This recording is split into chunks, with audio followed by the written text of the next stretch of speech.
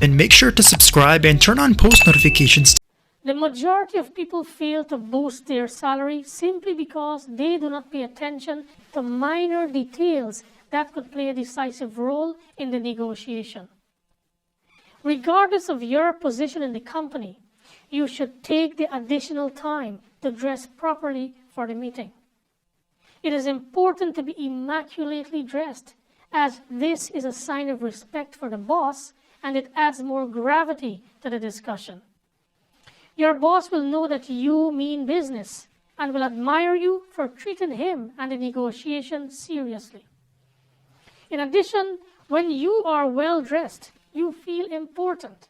You feel strong and confident, and your self-esteem increases. You are non-verbally portrayed that you are important, reliable, trustworthy, and successful. You are a winner, and the winner has come to negotiate his salary.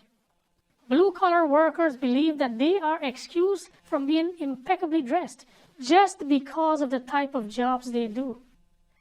Now, this is indeed a big mistake, because when you walk into your manager's office looking scruffy, you automatically feel scruffy. You feel out of place and will certainly find it difficult to be composed and confident. Let me give you an example when I was interviewing a candidate for sales department for an international company. As I have the habit of observing candidates from the time they leave their vehicles, I was able to detect one of them who came for the interview on his bicycle. He was wearing jeans, a casual shirt, and sneakers. Now, I have nothing against the way people dress privately, and for sure I support those who use ecological means of transport. However, the dress code must be compatible to the situation, to the event. This is exactly the same when you are negotiating a pay raise with your boss. The event requires appropriate clothing. By the way, the cyclist failed the interview.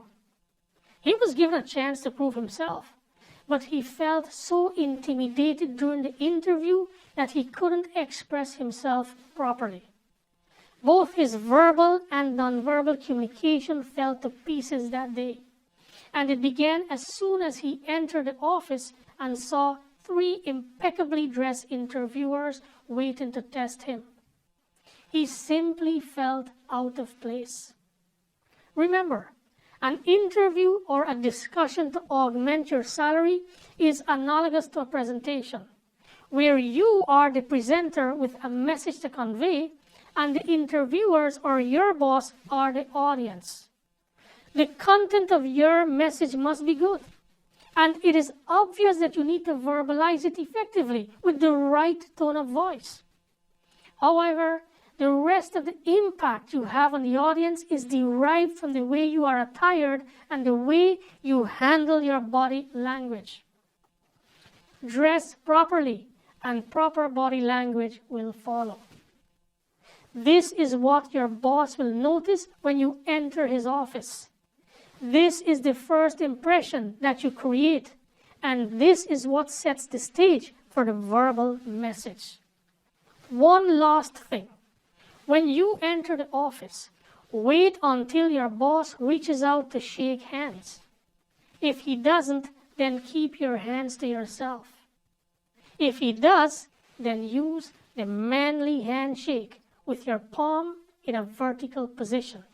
And make sure you inject enough strength to maintain a vice-like grip. When engaged in the hand grip, look at your boss in the eyes and thank him for finding time for the discussion. It is important to be confident and not cocky. Do not walk in with the attitude that you deserve to get a higher salary. This kind of argument does not work. In the next video, I will tell you how to manage your nonverbal gestures in order to create a good impression on your boss.